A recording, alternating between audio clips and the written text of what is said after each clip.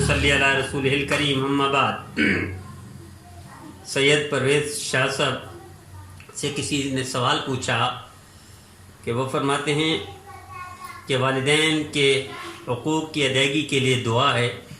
اس دعا کے پڑھنے سے والدین کا حق ادا ہو جاتا ہے، کیا وہ ہر نماز میں پڑھیں یا صبح شام پڑھیں اس سے حق ادا ہو جائے گا؟ اور پھر دوسری وہ سوال کیا کہ والدین کے لیے حقوق کی ادائیگی کے لیے یہی دعا ہی کافی ہے، قرآن کی تلاوت، نوافل، صدقہ یا دوسری مثلا حج، عمرہ، قربانی وغیرہ دوسری نیکیاں والدین کے لیے ضروری نہیں ہے اور تو کافی ہو جائے گی؟ پرویز شاہ صاحب بہن کو بتا دیں کہ نبی کریم صلی اللہ تعالی علیہ وسلم کے ارشاد گرامی ہے، ایک روایت میں سرکار دو عالم صلی اللہ علیہ وسلم سے پوچھا صحابی نے، ایک روایت میں ہے کہ تابعی تھے حضرت ابن عمر رضی اللہ تعالیٰ عنہ، تو دونوں سناکھوں پر کہ دور قازقستان سائڈ سے ایک شخص آتا ہے، والدہ کو کندھے پر اٹھا کر لاتا ہے اور طواف کروا رہا ہے اور پوچھتا ہے کیا میں نے حق ادا کر دیا؟ تو ارشاد فرمایا کس حق کی بات کرتے ہو کہ تمہاری ماں نے جنتے ہوئے، صرف جنتے ہوئے سانس لیے تھے، ان میں سے ایک سانس کا بدلہ بھی نہیں دے سکتے ہو، کس حق کی بات کرتے ہو؟ تو یہ دعا پڑھنے سے حق ادا پورا نہیں ہوتا، وہ ایک اس کے لیے ہے کہ جیسے قل رب رحمہما کما ربیانی صغیرہ دعا پڑھتے ہیں، یا رب جعلنی مقیم الصلاۃ ومن ذریتی، اس طرح یا اللہم اغفر لی ولوالدی دعا پڑھنے سے اس میں کوئی شک نہیں، ان کو نیکیاں ملیں گی، ان کو اجر ملے گا، اور کوئی بھی نیکی کرے والدین کا حق ادا نہیں ہو سکتا لیکن انہیں اجر ملے گا، اور والدین اس قابل ہیں کہ ہر سانس پر ان کے لیے دعا کی جائے اور روزانہ نفل، قرآن کی تلاوت، ذکر کر کے ان کو اشارہ ثواب کیا جائے، وہ دعا اپنی جگہ پر ہے، یہ نہیں کہ صرف دعا پڑھنے سے آپ حق ادا ہو گیا اور نافرمانیاں کی ہیں تو بھی ختم ہو گئی، نہیں، نافرمانی بھی معاف نہیں ہوگی اس دعا کے پڑھنے سے جب تک توبہ نہیں کریں گے اللہ سے، اور والدین کے قریبی لوگ جو زندہ ہیں ان کی خدمت نہیں کریں گے، نافرمانی کی لسٹ سے بھی نہیں نکلیں گے۔ اس کا یہ مطلب نہیں ہے کہ نافرمانی کی وہ بھی معاف ہے اور کوئی عبادت کرنے کی بھی ضرورت نہیں، کوئی نیکی ان کے لیے کرنے کی ضرورت نہیں، کوئی خدمت کرنے کی ضرورت نہیں، یہ کنسیپٹ غلط ہے۔ اسی طرح سوال پوچھا پرویز شاہ صاحب سے کسی نے کہ بیوی نافرمان ہے اور وہ نماز بھی نہیں پڑھتی، قرآن کی تلاوت بھی نہیں کرتی، ذکر وغیرہ کچھ نہیں کر سکتی، کیا وہ باقی کام کرے؟ مثلا کھانا بنائے، چائے بنائے تو کھانا کا کھانا جائز ہے، چائے بنانا جائز ہے؟ جی ہاں، نیکی نہ کرنا، نماز نہ پڑھنا، تلاوت نہ کرنا ایک الگ گناہ ہے اس کا، لیکن اس کے ہاتھ کا کھانا کھا سکتے ہیں۔ البتہ اس کو تنبیہ کرنی چاہیے کہ بے نمازی کا ہاتھ کا کھانا بے برکت، نحوست، بے برکتی ہوتی ہے اور نحوست ہوتی ہے، تو پیار سے سمجھانا چاہیے، اس کو لٹ نہیں مارنی چاہیے، طلاق نہیں دینی چاہیے، اور اس کو ڈنڈے کا استعمال بھی نہیں کرنا چاہیے،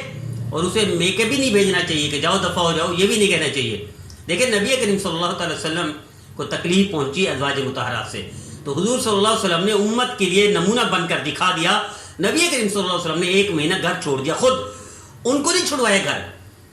ازواج مطہرات کو نہیں فرمایا جاؤ نکل جاؤ، خود ایک مہینہ کے لیے گھر چھوڑ دیا، امت کو بتا دیا اگر بیوی سے تکلیف ہو تو ان کو گھر نہ بھیجو، ان کو طلاق نہ دو، ان کو مارو نہیں، تنبیہ کر سکتے ہو، تنبیہ کر سکتے ہو، ادب سکھانے کے لیے تھوڑا سا غصہ بھی کر سکتے ہو، لیکن اس کو زیادہ یہ نہیں کہ طلاق دے دینا، لٹ مارنا، ڈنڈے مارنا، یہ منع فرمایا نبی کریم صلی اللہ علیہ وسلم نے۔ اسی طرح پرویز صاحب سے کسی نے پوچھا کہ عورت نافرمان بھی ہے، شوہر کی اجازت کے بغیر گھر سے باہر نکلتی ہے، تو کیا یہ جائز ہے؟ گھر سے باہر نکلے گی عورت شوہر کی اجازت کے بغیر تو یہ فرشتے بھی لعنت بھیجیں گے، اور یہ ملعون عورت ہوگی، توبہ جب تک نہیں کرے گی لعنت بھیجتے رہیں گے۔ اسی طرح انہوں نے پوچھا کہ عورت پھر اپنے گھر کی چیزیں دوسروں کو دے دیتی ہے تو کیا اس کو اجازت ہے؟ نہیں، شوہر کی اجازت کے بغیر اس کو نہیں دینا چاہیے، اپنی ضرورت کی چیزیں تو کر سکتی ہے لیکن دوسرے استعمال میں دوسرے کسی کو چیز دینا یہ نہیں کر سکتی۔ تو اب آخری سوال یہ پوچھا کہ نافرمان بیوی ہر لحاظ سے نافرمان ہے تو کیا کرنا چاہیے؟ جیسے میں نے عرض کیا، ڈنڈا بھی نہ اٹھائے،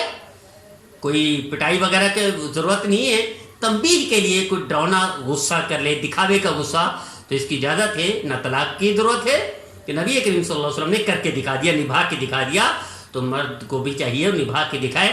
وہ یاد رکھیے گا جس کے اخلاق اچھے ہوں گے، جو بیوی کے ساتھ یعنی ظلم نہیں کرتا، طلاق نہیں دیتا، زیادہ اس کو تکلیف نہیں پہنچا تو یہی لوگ جنت جائیں گے۔ اسی طرح سوال پوچھا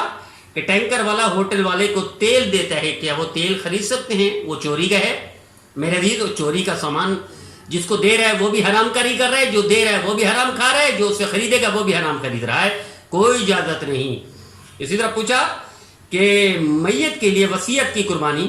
اور اس کی قربانی کر کے وہ گوشت کھا سکتے؟ نہیں، سارا گوشت صدقہ کرنا ہوگا، اس کو کھا نہیں سکتے۔ اسی طرح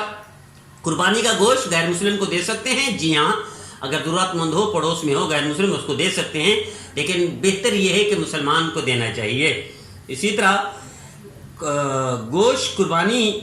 یعنی گائے کا